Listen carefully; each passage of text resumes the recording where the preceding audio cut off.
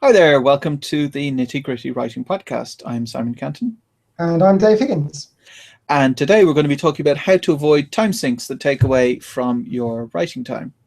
But before we do that, we'll do our usual weekly roundup of what we'll be doing. And Dave, you can go first. Okay. I'm considering just getting a postcard to hold up for this. Outlined, wrote, rewrote, polished, and published part 72 of Seven Stones. The second Seven Stones compilation, which contains episodes 10 to 33, came out on all major retailers on Friday. So I've been fiddling with the various admin tasks that go with that, getting all of the links together, managing the pre-orders, trying to get Goodreads to listed under the correct Dave Higgins and so forth. So that was a bit of routine grunt work. What else have I done? Edited another chunk of Sorcery, the third book in the Dragons and Magic series I'm writing with Simon.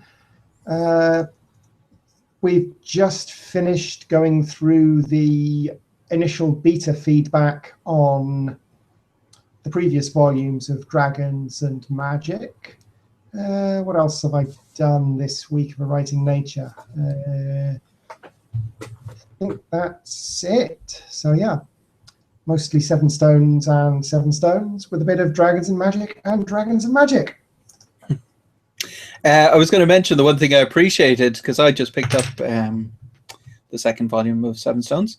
The previously on was appreciated, because it's been months since I read the previous one. So I need because it's a serial, you kind of need to catch up with, okay, where were they again? Yeah, it's pulp. It's very strongly based on pulp as well, and sort of previously is a big part of the whole pulp feel, and also each of the weekly episodes have previously on. So I just thought, well, I'll stick a little previously on there, having sort of several times in various discussions talked about the catch-up pieces at the start of fantasy novels. I thought, well, I'll take my own advice. I'll catch people up, but I'll make it very short. So it's not like 6 pages of exposition. No. So I'm two paragraphs or something. Yeah, that's 100% of people who've commented on it liked it.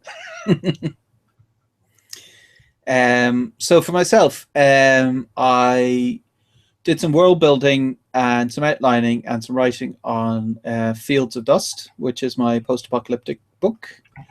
That has a first draft deadline of the 10th of July, which I'm now thinking I'm not going to be able to make, but I'm going to write it anyway because I like the idea.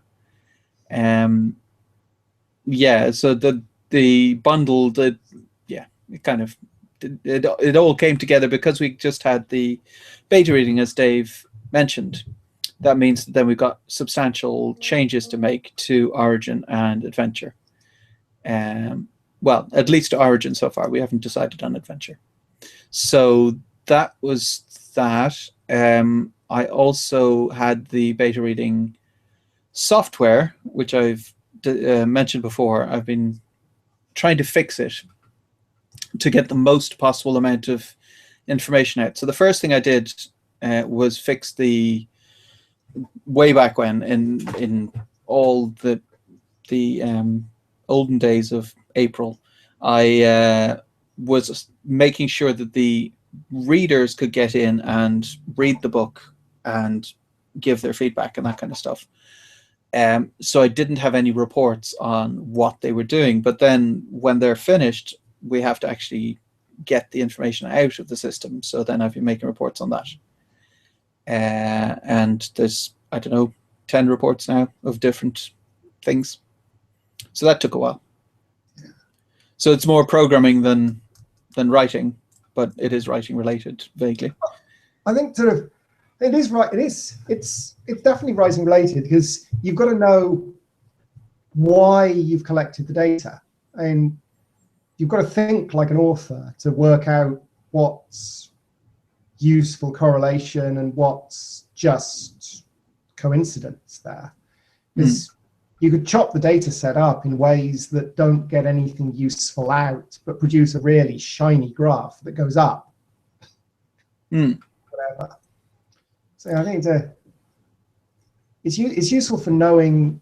Seeing the reports was useful for me for knowing what you're thinking about when you're thinking, I've got beta reader feedback. What do I want to get out of it?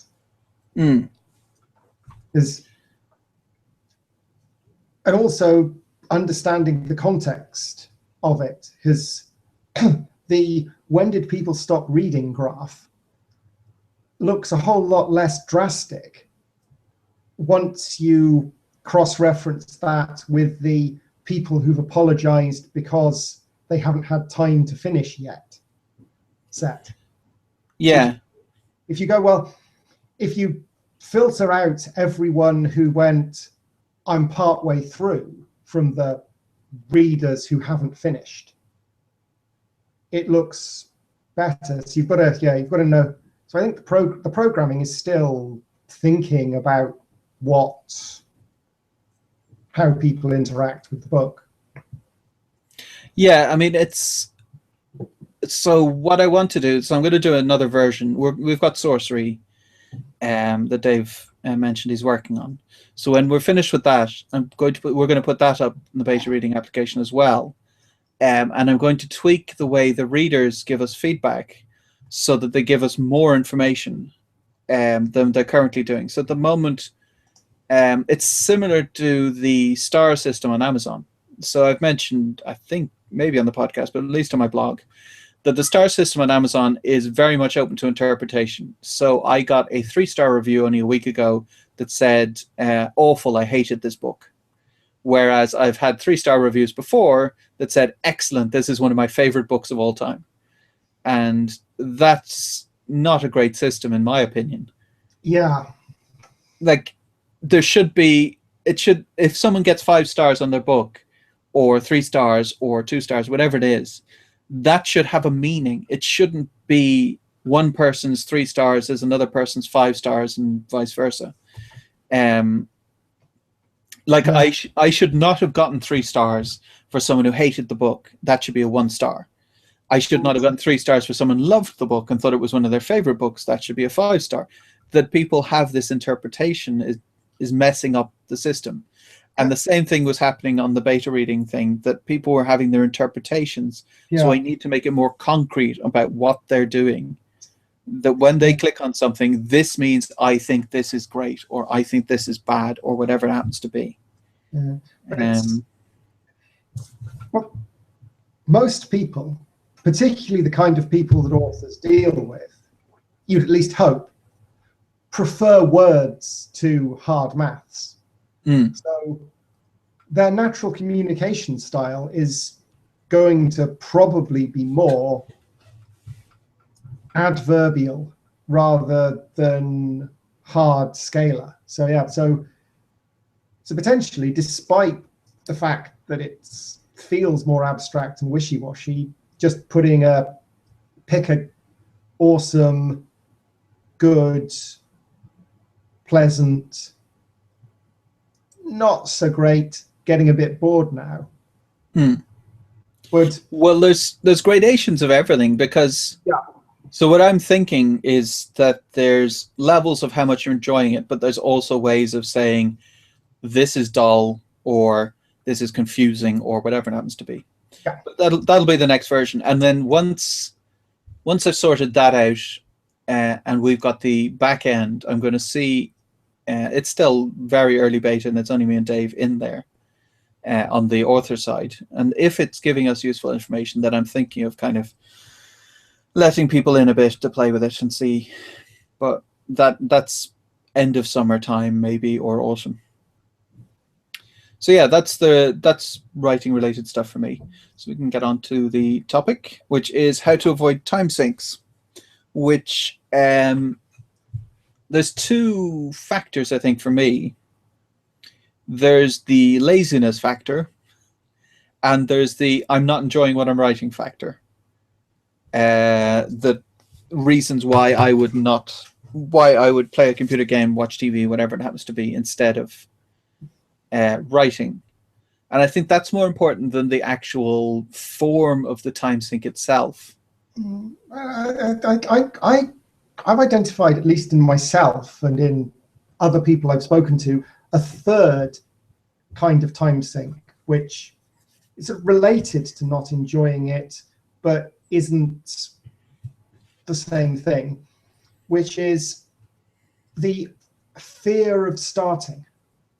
A lot of people, once they've written the first sentence of a session or the first couple of sentences or whatever, will crack out an hour's writing or 1,000 words or whatever without feeling any need to check email.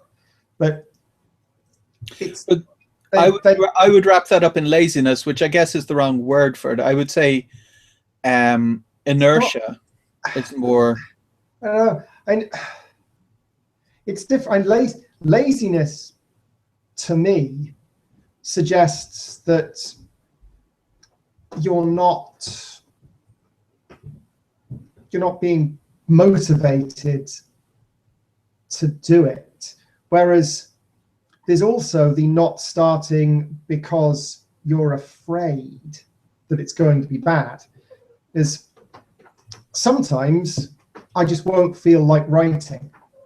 I'll go, well, I'm comfortable here. I've got a cup of coffee and a cat and a book.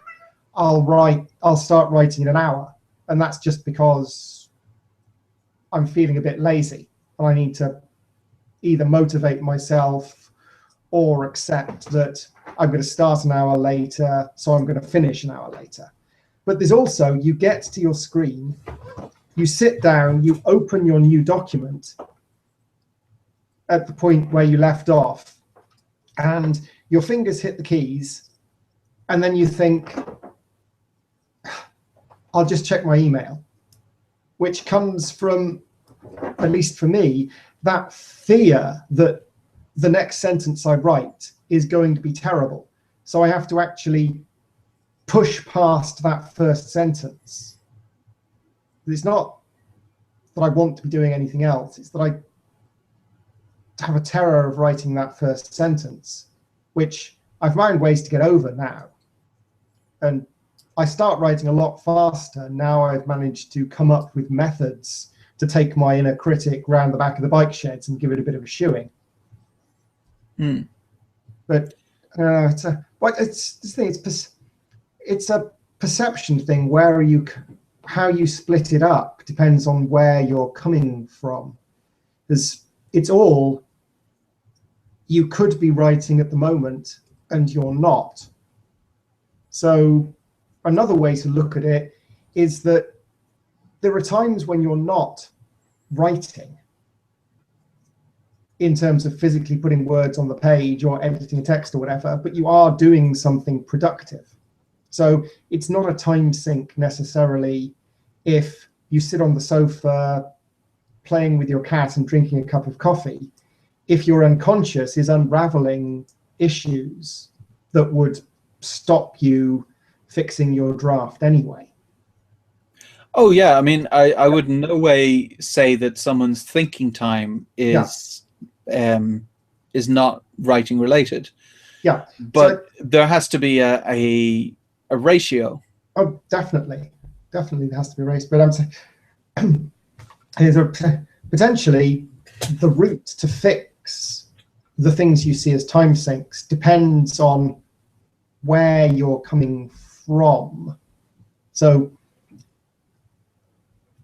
fixing your time sinks is a different proposition if your challenge is I'm not physically writing. than if it's this project isn't getting off the ground as fast as I want. So yeah, I mean, as I said, like this week, I world built and outlined and then started Fields of Dust. And I would feel like maybe some more world building would be very useful. But at the same time, I don't know where the story's going yet, and I can't world build the whole thing. yeah, Like for Bitter End, I came up with the races in it, and I came up with some vague notions of the world and the kind of things that were happening, and then I just started. And by the end of book 6, I then had who the king is, who's in the royal court, what's going on there, and all that kind of stuff, because it became relevant. So there's a danger to procrastinate with world building and stuff. At the same time, I think I maybe don't do enough at some stages. But yeah, I think it's about, a lot of it's about habits, and it's about lack of time seems to be beneficial, at least to me, where if I've got a day off work or a week off work or whatever it happens to be, I get very little writing done unless I'm really pushing hard. Whereas when I'm in work, it's like, okay, I've got an hour before work, I got half an hour for lunch, and I got an hour after work. And if I don't use those, I know I'll get nothing done at home because there's too much else to do. So then it's, okay, that or nothing. It becomes much easier, I think, to push myself into it and not procrastinate. When there's no options, it's this or it's you're not going to get anything written. Yeah, you can, and you can. I replicate a similar thing with daily deadlines. Things as see, I'm editing Sorcery at the moment, which is 100+ standard Word pages, and we've allotted about a month and a half in the schedule for me to edit that. That's very sort of, for the first couple of weeks, that would be a very nebulous thing. It would be very easy to set to go, well, I know I can do 110 pages in a month, so I won't do any today because I did some yesterday, because I've still got 5 weeks, and I can always sort of put in more on a weekend if I fall behind. So that's very now. Whereas, so I've got round that by working out how many pages it averages a day, and going, well, each day I will aim to do at least that many pages. And then if I miss a day, there is slack, so that's okay. But I can't put it off because I've got time. Just if I can't say, well, I don't have to get it done yet, so I won't bother today, because my target for the day is 4 pages or 6 pages or whatever. And having that, I know how much I've got to do, means I can start a session, do that, and if I'm thinking, well, I'd really like to check my email, I can't go, I've got 3 weeks to do the next 50 pages, because I know I've got until my wife puts tea on the table in half an hour to get another page and a half done. So I don't check my email, and instead that wanting to check my email becomes something I can't do until I've finished that editing. So it changes it from something I can do now to something that I want to get to. So checking that email to see if I've had a response that I desperately want to a question becomes a reward for getting the work done. I think so. There's different categories of distractions as well. There's So there's Facebook and email and stuff like that, which is kind of a dopamine releasing thing, like hitting a button or whatever. So that's a thing that has to kind of have its own place. As you say, you need to kind of say, okay, this is the time when I will. So having email open, for instance, is a disaster, because you'll get the little letter icon saying, oh, you got something new, and that means you're going to go and click on it. So you need to have the thing completely turned off, not available, and your phone not buzzing saying, hey, you got a new email, and maybe you should open your email program. It needs to be kind of disconnected in that way. You then have kind of more deeper distractions. So, for instance, if there's a new Netflix series where you can binge watch 12 episodes right now that you really love, that's going to be very difficult to avoid. The way I do it is because, as I mentioned, I write at work. I'm not going to watch a Netflix show during my lunch break at work or after work or whatever it happens to be. And then as soon as I'm home, I have full permission not to do anything writing related at all.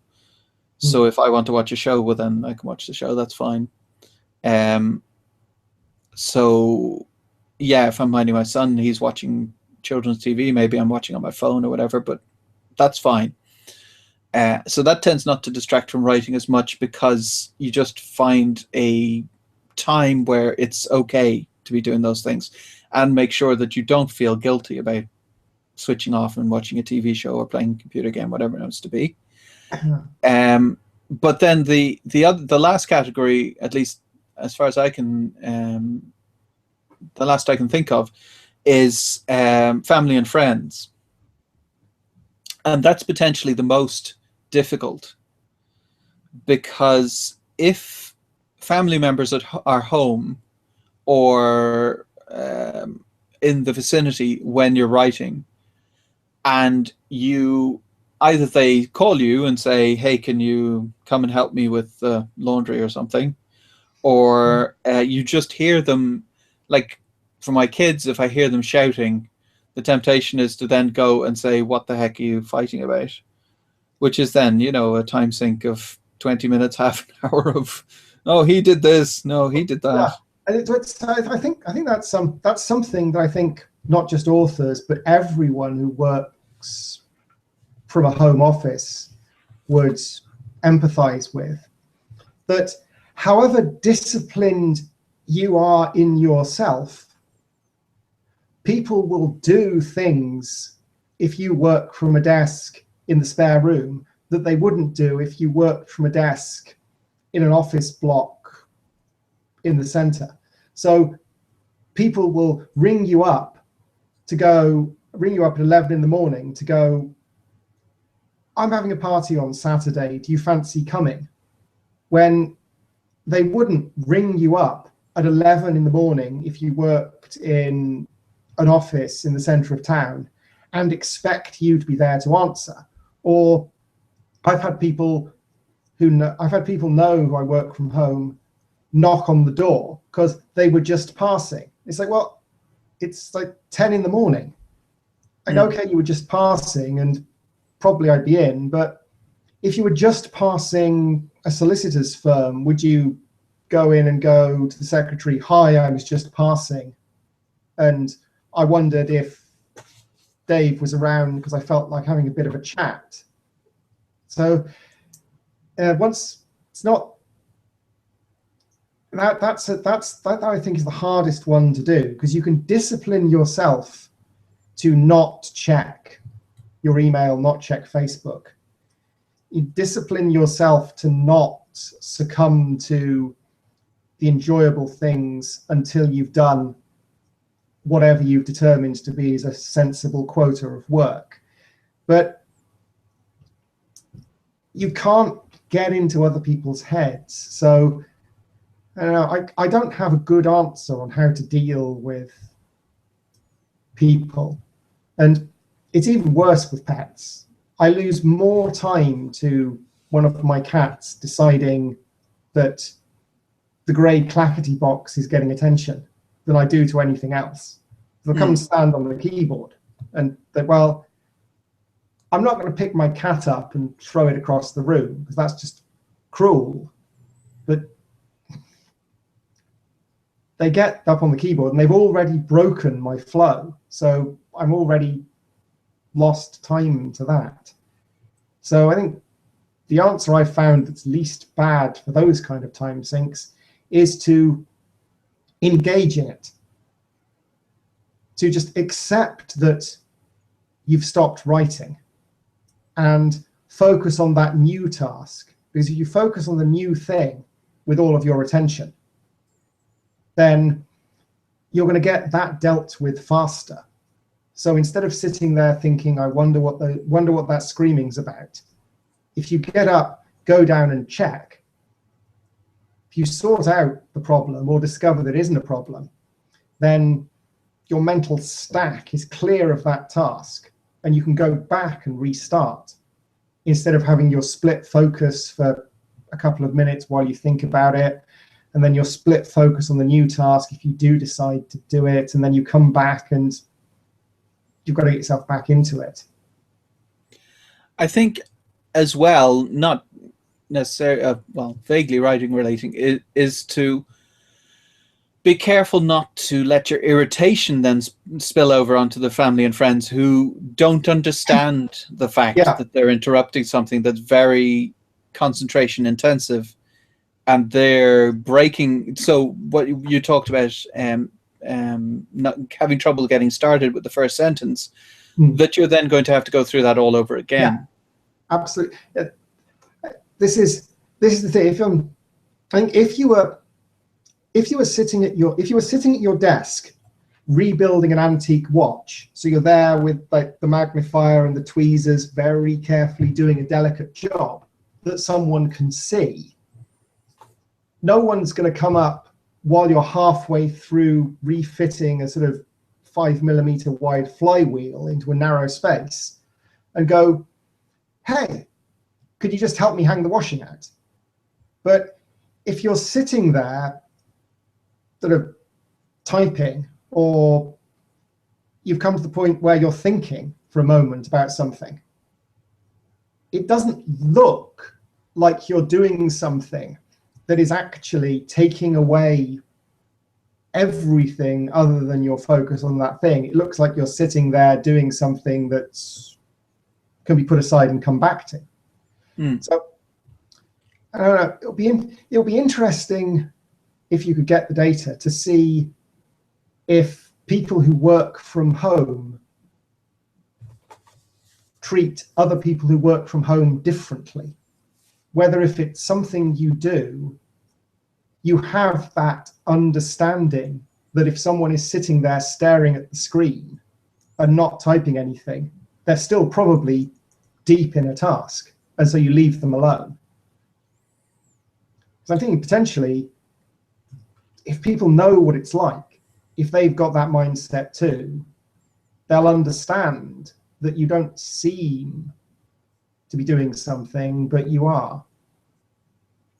Yeah, I mean, you get the was it MGM or something back in the 40s or 30s or 40s or 50s, where the guy would walk past the writer's pool and listen, and if he didn't hear typewriters, would go in and shout at them. So the writers weren't allowed to sit and think. But, you know, it's kind of a critical part of the process is sitting there thinking, or even getting up and going for a walk or something to go and think about the problem. Yeah, it's on the list of features that my wife put together for picking new houses, that there has to be a room that's big enough for me to walk around it. And I didn't put that on there. My wife put it on the list without telling me she was doing it. It amused me immensely, because I do periodically, when I'm writing, get up and walk to the other side of the room and back, and just wander for a bit and then sit down and do more stuff. And so it's something that writers need to do, like not just for their health, because like sitting at a desk for hours is bad for your health if you don't take breaks. But it's something that lots of people do to think. So potentially, yes, potentially if your author is away from their desk, just sort of wandering up and down the hallway, making vague tutting noises to themselves, they're still not free to help you do things. They might still be thinking about stuff. So, well, I agree. Yeah. So, return to your original point. It's the not transferring your anger onto people. Because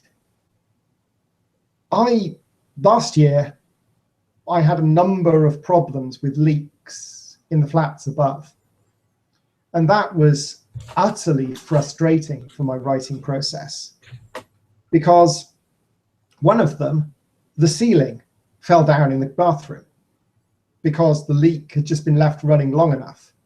And you hear a crash, you go to investigate, and like your ceiling is lying on your floor, and there's still water pouring down, and there's crap everywhere.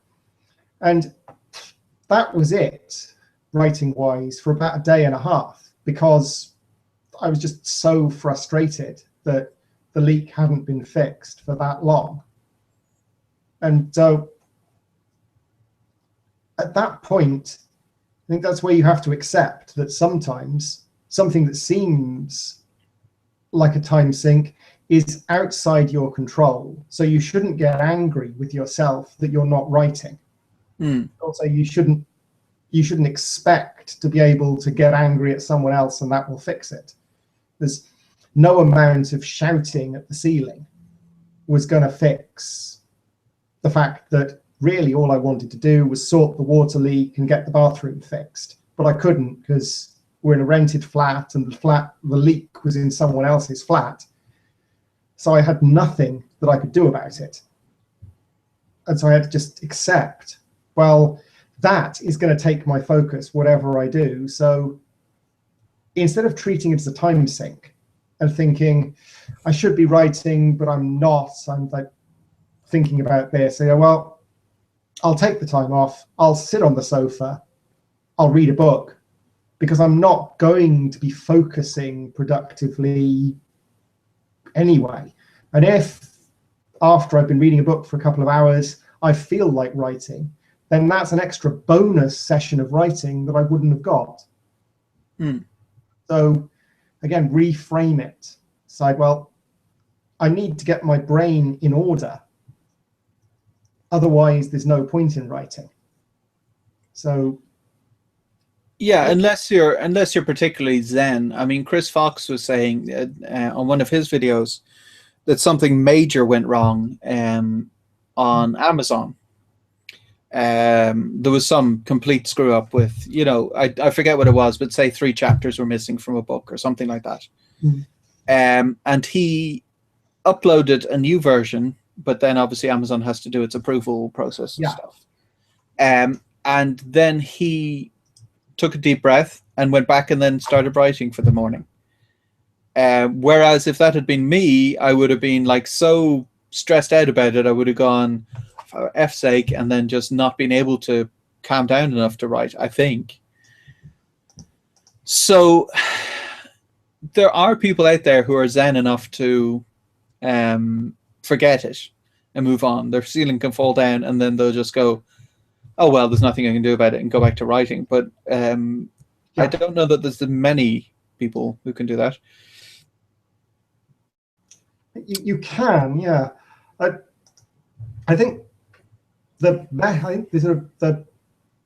way I look at it is, if you are angry about something, then the thing that's least likely to get you into the state where you can write is getting angry about the fact you're angry. So if you are zen, so if something happens and it doesn't affect you and you can go and write, that's good. But the most productive way to get writing again if something is proving to be a serious obstacle and isn't just, oh, I'd really quite like to be watching the next episode of Daredevil. I'm annoyed that I'm not watching the next episode of Daredevil or whatever. If there's actually something that is impacting your ability to focus, the best thing you can do is to accept that this is something you have to deal with, and then come up with a way to deal with it. And it's permissible for one of the ways to deal with it to be, well, I'll accept that I'm not going to be writing anymore today, that my focus is gone for an extended period. So I'll be dealing with it by effectively giving myself time off for stress. Because if you work in bomb disposal, you dispose of a bomb and then they give you rest days, mandatory rest days. It's the same with armed police officers. You get time off where you can't do it because it's important that you clear out that stress so you can do your job as well as you can when you're doing it. And it's accepted practice that there is relaxation to go with it. So mentioning in the UK in particular, the US, they don't. I was reading about the US police for armed police and for high-speed chases and stuff. Essentially, it's 2 months of training and then away you go as if it's a normal job. Ooh. But anyway, sorry, that was interrupting. So in the United Kingdom, a number of jobs that put you in a stressful situation have a mechanism that actually stops you doing the job, forces you to rest for a while afterwards. And so writing is an incredibly mentally arduous task. So if something knocks your focus off, potentially the best thing you can do is to take a break. And it's not like sort of the 2 weeks that you'd get for getting over having to point your gun at someone because they were pointing a gun at someone else. But it sort of maybe a couple of hours, maybe the rest of the day, just to clear out the crud and start again fresh. And if you find, and then in the long term, maybe you can look for techniques to get that zen. So maybe you can look at different styles of meditation to clear the crud out faster. But for me, the process is accept that this is an obstacle that's worthy of my attention. Come up with a way to solve the obstacle, and then get back to writing after I've put the obstacle in a state where it's not niggling at me.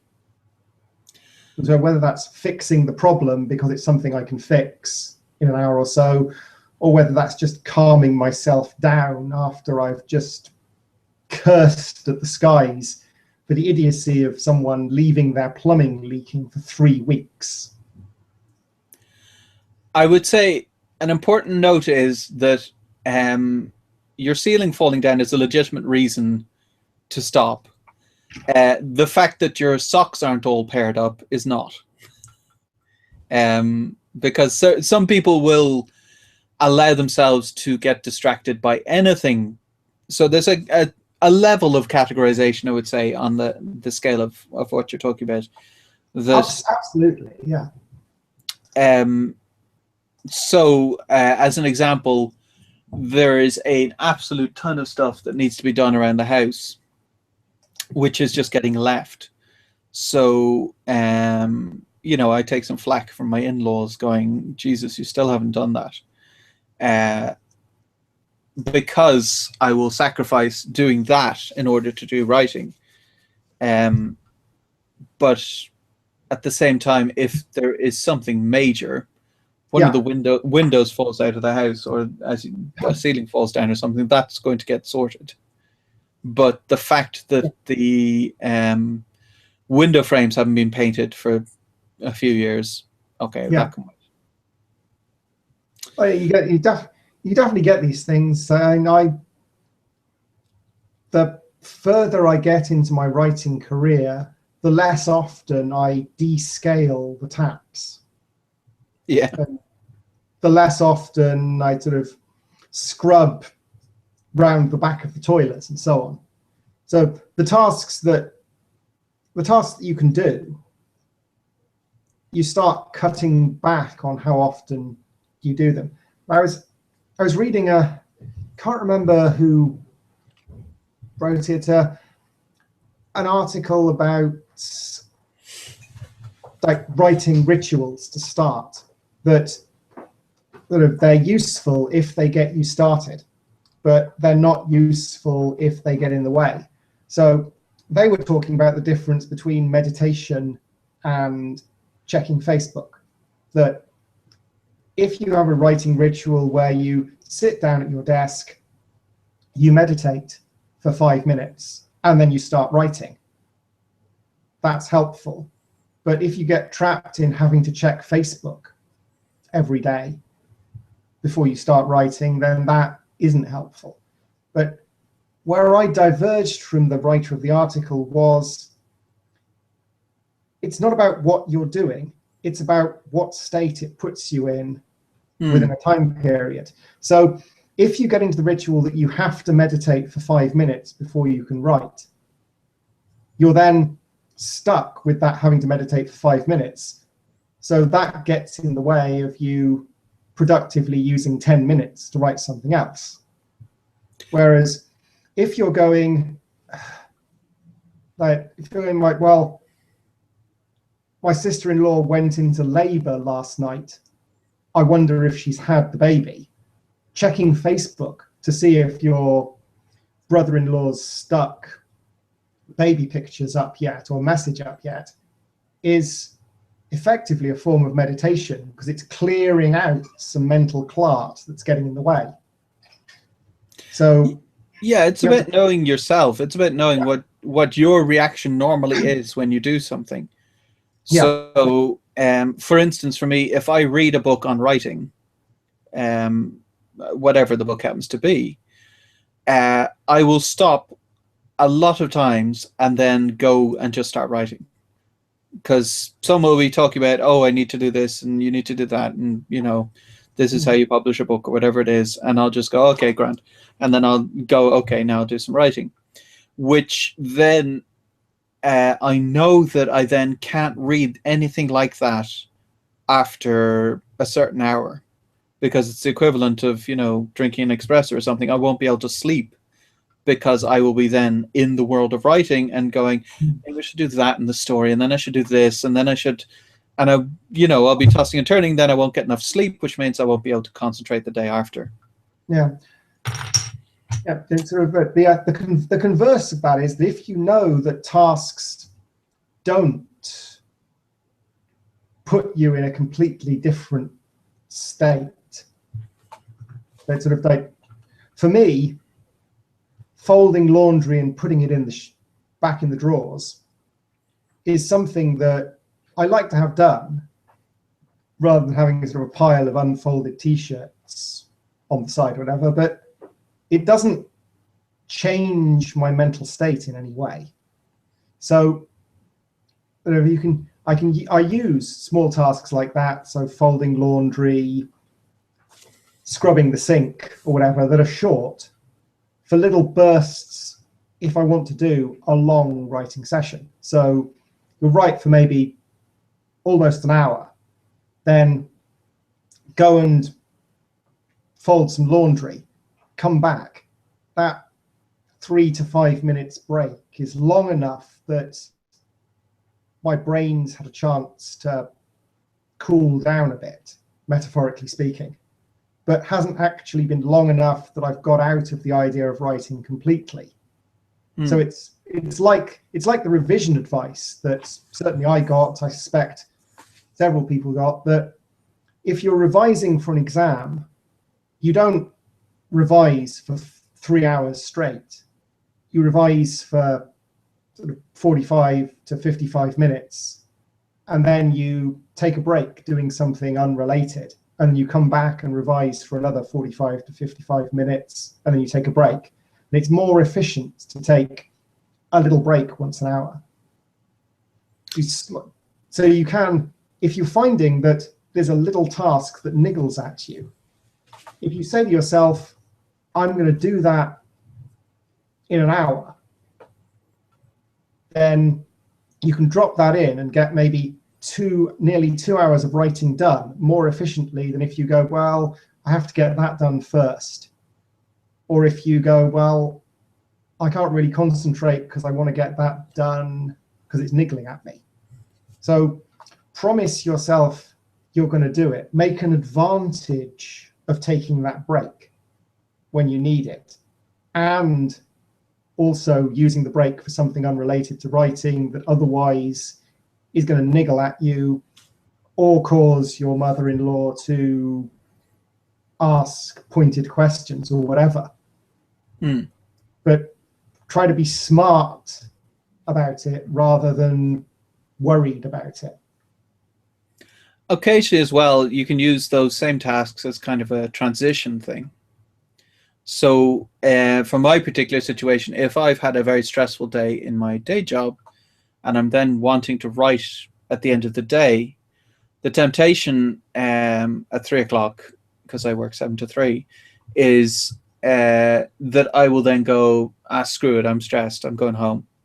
Whereas if I sit at my desk and watch a 5-minute or 10-minute YouTube video, it's cutting 5 or 10 minutes out of my writing time, but potentially I will then be de-stressed enough by watching something funny on YouTube that I will then stay there and actually write rather than just going home straight away. But it's about knowing yourself. If you know that watching a 10-minute YouTube video will lead to another one, which will lead to another one, and then it's been an hour and you haven't done anything, well, then you might as well just go home and watch them there. Yeah. Anyway. So it's just sort of like, my overall encapsulation of this potentially is that you need to think about what your goal is rather than treating the process as a valuable thing in itself. Is thinking of new ideas and world building is useful because you need to do that to get a finished book, but just thinking about it doesn't get you a finished book. In the same way that writing 1,000 words a day is a way to get to 50,000 word novel, but those 1,000 words have to be 1,000 words that are doing something. So writing 1,000 words just for the sake of doing it with no other reason isn't necessarily as valuable as writing 500 words that move the project forward.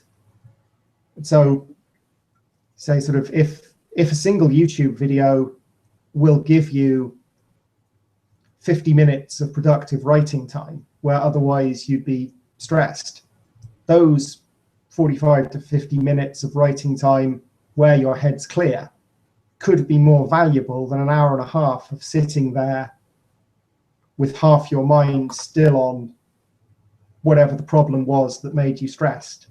So value your goal, not some intermediate step of it.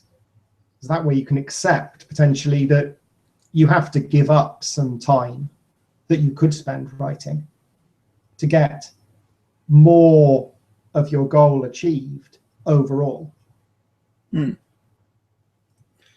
Yeah. Grant, on that note, we've overrun our time as usual. Was there anything you wanted to add just at the end there, Dave, apart from go by Seven Stones? 7 Stones Volume 2, or if you haven't got 7 Stones Volume 2, go and buy Volume 1. They're both on Amazon, they're both on Kobo, Nook, iBooks, Smashwords, Gumroad. So grab it from wherever you like to grab your books. And then if you're feeling like it, write me a review, because I like finding out what people think of my work. Grant. So thank you all very much for watching, and we'll see you next week.